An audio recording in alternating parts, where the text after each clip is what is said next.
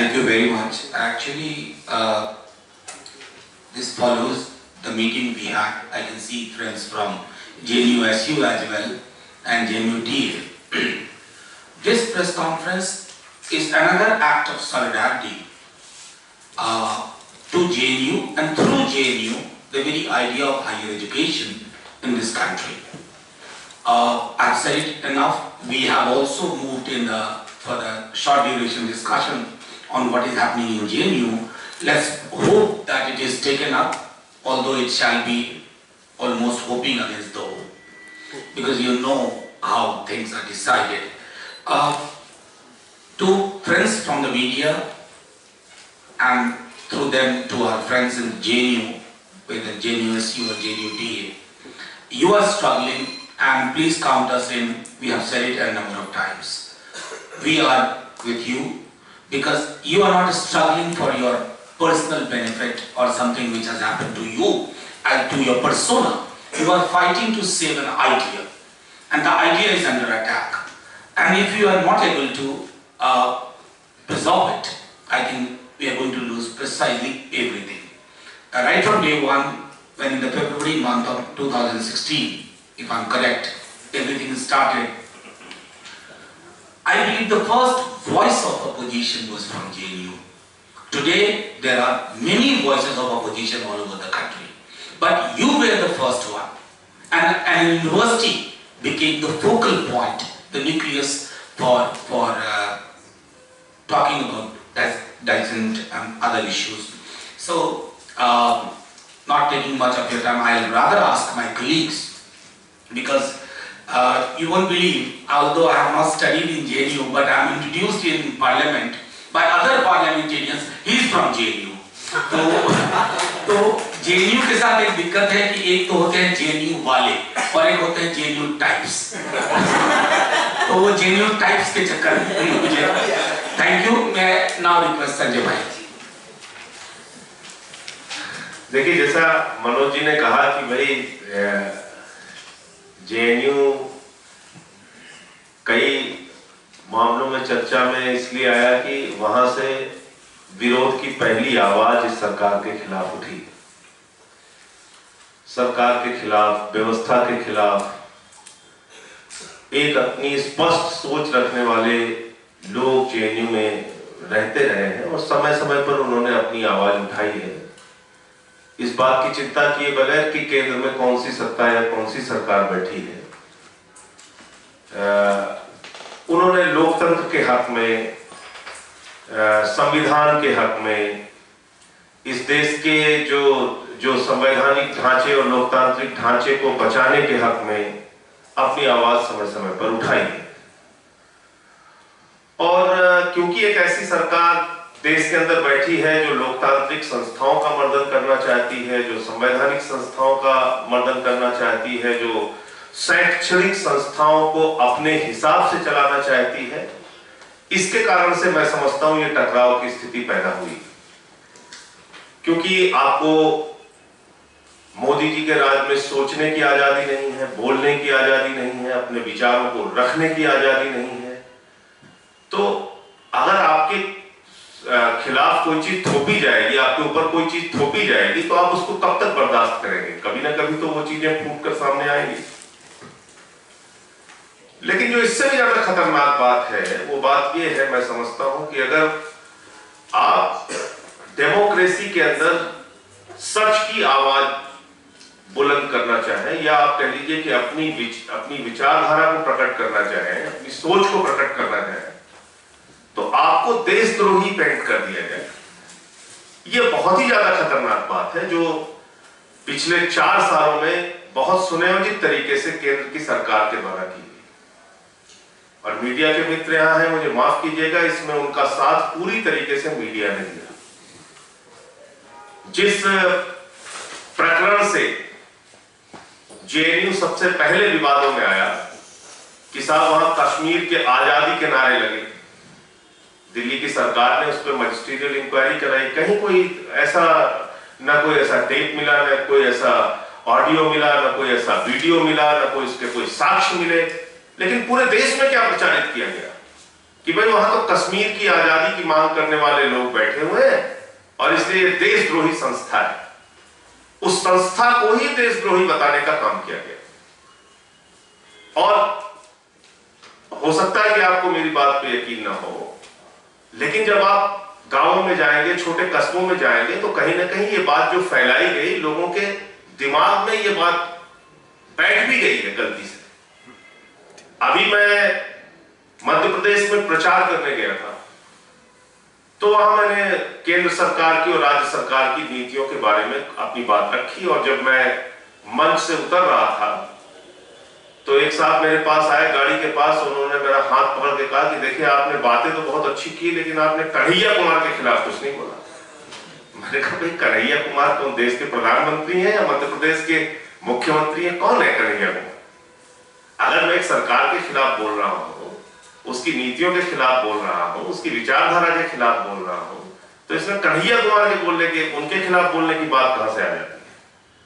नहीं, और देखिए ऐसे नहीं चलेगा, और ये इस देश में कुछ लोग हैं जो इस राष्ट्र को तोड़ना चाहते हैं।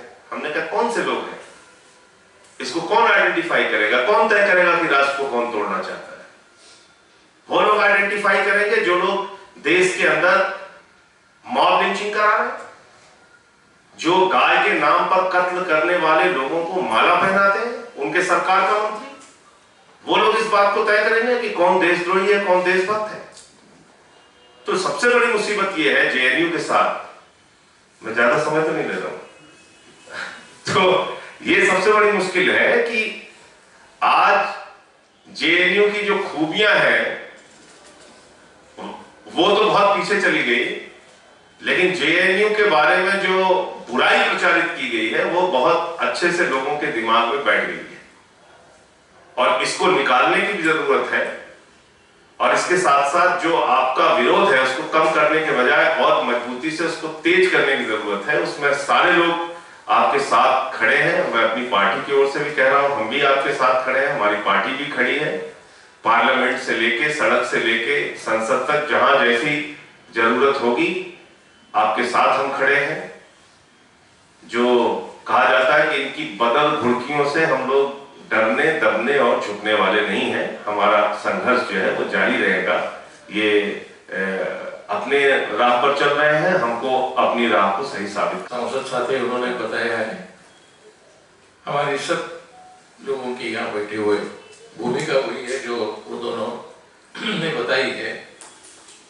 इसके लिए वो मुद्दे मैं फिर से आपके सामने नहीं कहूँगा, मैं दो तीन अलग मुद्दे आपके सामने रखना चाहता हूँ। उसमें का एक मुद्दा ये है कि ये जो जेएनयू के ऊपर अटैक हुआ, it is a part of a larger conspiracy, and we have to recognize this conspiracy as a conspiracy. All the mediocre people, all the fascists, all authoritarian people hate scholarship, hate universities, hate research, and they need not be necessarily officially organized fascist systems. Even Ronald Reagan in US tried to sideline universities and research. Donald Trump is doing the same thing, and they are not classical fascists. Hitler was a classical fascist, and in India also we have democratically elected semi-fascist system. And for them, any institution which has independent mind, whether it is university, whether it is judiciary, whether it is media, either they want to bribe, manipulate and buy them like Noam Chomsky said, or they want to control them by using terror, or they want to destroy them. The current government wants to destroy the university, not only having all these injustices done, they want to destroy the university. If they will not be able to destroy completely, then if they come to power next year, this year, which I don't think they will, but if they come, then they will try to name it as Deen Dayal Upadhyaya University or something like that. And once that is done, then all the great researches that were done during Vedas and Upanishads will come here. And the current world will disappear, and all of us will be living in pre-Vedic or medieval period. Stone Age will be, already we have entered Stone Age in 2014. So that Stone Age, continuation of Stone Age, if you have read Harari, you will find out what are the attributes of Stone Age. He has described them elaborately in his book. Anyway, that is the effort. So that effort is nothing but a conspiracy to destroy anything which is independent, scholarly, progressive, futuristic, scientific, and so on. And if we do not recognize this conspiracy, then we will be talking, as they correctly said, merely on the periphery of the subject. It is not a question of JNU. JNU is what they want to make a symbol for what they propose to do to everything that is independent-minded. And let us not forget that in last 70 years there have been so many different kind of governments which have come and gone. But never before, despite the governments which were different, of different ideologies, have they made an effort to destroy JNU. I do not want to say something more, but that something more incorporates that there are some international agents who are also interested in destroying JNU because they know the legacy of JNU. It is not as if everybody in JNU was a Marxist. It is not as if everybody in JNU was a Maoist. It is not everybody in JNU was a Hindutva. JNU was an independent institution thinking aloud and thinking in libraries and thinking in academic places. That is what they precisely don't want. They are afraid of thought. They are afraid of progressive thought. They are afraid of secularism. They are afraid of scientific thought. And they want to destroy that. JNU is their sort of flag which will be withdrawn. If we recognize that, then we will realize that the fight is not only political, it is also global because they have, I don't want to name everybody, but support from certain global forces who also want to do the same thing, and they have started doing it in Brazil, and they have started doing it in some other countries. So the same conspiracy is being done here. We have to be aware of that conspiracy and fight it. Thank you. Unique and novel way. One of the students of JNU just disappeared, vanished, Najib, and his mother wanted help, and so some of the students contacted me in Ahmedabad, and I had come from Ahmedabad. But by that time I had heard Kanhaiya, and I, being a researcher basically, had referred to several papers written by researchers and scholars at JNU, so I connected in a very different way. But when I went there, and when I was standing at the place where Kanhaiya had spoken, that place was completely covered with, not covered with, but completely taken over by pots. So nobody could stand there, and I said, this is the place? And that gave me the analogy that captured the spaces. So public space or physical space could be captured by these people, or they could pressurize the administration to put pots all over the place so you couldn't go there again. So I had to be on the side and talk to the students who had gathered there. Why am I saying this? Because they want to capture the invisible spaces that are the minds. And I personally find, and my analysis of Gujarat, mushrooming of private universities and the existing universities, where they have practically implemented all of this and they have taken it very nicely, they are not opposed. But here was a place which is scholarly, which has the name of Jawaharlal Nehru. If it had any other name, I think we wouldn't be facing this problem. And intellect, scholars, independent minds, researchers, you're talking about humanities, you're talking about political science, your students are independent, your teachers and faculty are independent, and they're revered all over the world. So what is this place, and why are we not a part of this, and we need to control? So I think the intellect of this country is a kind of casualty in their eyes, they just can't stand it, let me tell you that. So you have to be absolutely average, you have to cater to their needs, and that is how they occupy the spaces. So this invisible space, which is absolutely giving them a daunting task, you know, they can't capture it in a straight way like you just capture a particular club or an association and you capture some kind of a complete society and get the votes. So this is a different kind of a capture, and that is why JNU is facing these issues. So when I was talking to some of the faculty, I felt that yes, we just can't allow whatever Ketkar ji has said, that well, they will do this, they will do that. I think we have to fight, and I think we have to fight them within the legal framework. So even if we do not have that kind of individual courage, which I find people cannot walk that path because of the legal system and the judicial system, it is completely clogged with backlogs and has delays in the system. I think we need to be together. We need to fight collectively as a force, and we need to work also in the legal framework, because I find so many instances where they distort the rules, they distort the administration procedures, they harass women, though we have so many laws. And JNU being an independent autonomous institution, they try to attack in this kind of ways by putting the men to whatever filtration they have done till now, because when they start we are unaware of this. It is only when it becomes a little visible and their actions start hurting, we come to know they have already walked 10 steps. So you are already late by 10 steps, and so we need to conquer that 10 steps. So I am with you. I already told the faculty that whatever legal help, wherever you need me, I will be there. But we need to fight it collectively. I would not take it that, well, these things are going to happen, there are other forces. I don't want to go into that. They may do whatever they want. We need to do what we can do and whatever we should do.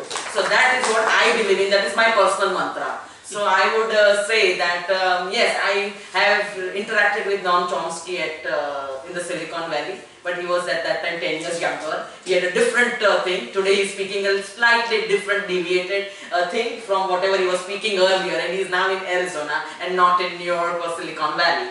So I have interacted with these people. I know their doctrines, and that is why I would say that no, I think we should fight and we shouldn't give in at all to these forces. So I would say that we are with you. You are welcome anytime. Please, as far as legal help is concerned, I am available all the time. Thank you so much. I am Dr. Hanumantaya. I join hands with all my friends and their opinions. This is, you can feel, a forum of parliamentarians for saving their education in this country. This is a forum like that, you should feel it. We will take up this issue in the parliament also. We have already given the notice. Once it is listed and coming up, we will speak there also. And since many days there was parliament was not running, so we are forced to come to the fourth estate of democracy. That's it. Sir, there are very specific things I wanted to tell you. This government wanted saffronization in education first, then other areas. That is the clear-cut agenda which RSS always concentrates. So they are concentrating on universities first and other areas next. In the universities, JNU is a targeted university because of its fame, because of its leftist thinking. And I sincerely feel JNU is with leftist thinking students and intelligentsia. They are targeting the leftist thinking people not only in JNU but in the country. And JNU is an example for that. They have taken an experiment with JNU, and it will be extended to all the universities of this country who don't listen to their voice. This is the first thing. So, I am of the opinion, in the real democracy, you should hear the voice of what you believe, always. That is the real democracy. Only fascists cannot hear the voice of others. They believe only in his master's voice. They believe only in that. That is what is happening with this government. I firmly believe they don't believe in constitutional bodies. I need not to explain to you. All the constitutional bodies have been polluted, including judiciary. That is our concern. We have to say not only the universities, but the constitutional bodies. The last man of this country is hoping in judiciary, which is polluted today. You know better than me. And the next, see, we should respect the autonomy of some institutions, at least in education. A politician cannot be an expert of education. And whether he is the Prime Minister or the Cabinet Minister, he cannot poke his nose into the university's activities. He should not do that. One best example I should quote, when Nehru was the chairman of Sahitya Academy, he said in his first meeting, your Prime Minister will not poke his nose in the academy affairs. That is my first promise. That's what he said. So we should respect either the HRD minister or the Prime Minister should not poke his nose into the universities, academic universities, and the university should be run by its academic council and syndicate. It should be run by them. They are the experts. The Vice Chancellor should listen to them, not to the government. There are laid down rules which he should accept, and which he should run the universities on that basis, which they are not doing it. That is our concern. We don't want to just the ruining of the universities, constitutional bodies. We cannot be the spectators. The parliamentarians cannot be the spectators. I even request all others across the party line to save the autonomy of the universities and the constitutional bodies, the sanctity of the constitutional bodies. That is our concern. Friends, see, there are 2-3 important things. I am going to distribute all that, what is happening in the JNU. One important thing what I wanted to, this Vice Chancellor who is there in JNU, he is running the university not with the academic council and senate and syndicate, whatever is there. Their words are not carried away. Their words are totally neglected. He is running as a dictator. That cannot be tolerated, and it should not be tolerated. See, as per the report, the government can have an inquiry on this. They should have an inquiry on this and tell us what is happening there. See, the academic expenses have been reduced.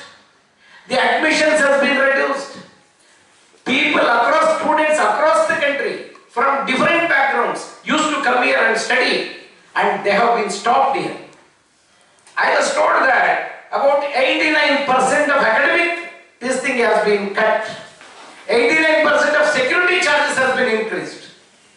University should not run with security people. It should not run. But it is happening in this university. The students who are doing their research as per UGC norms, their admissions has been cut down, which cannot be tolerated. And the legitimate promotions are not being given to the professors and lecturers. Next, the SC/ST students and teachers have not followed the reservation policy by the university head. That is the problem. That is where we are all concerned today.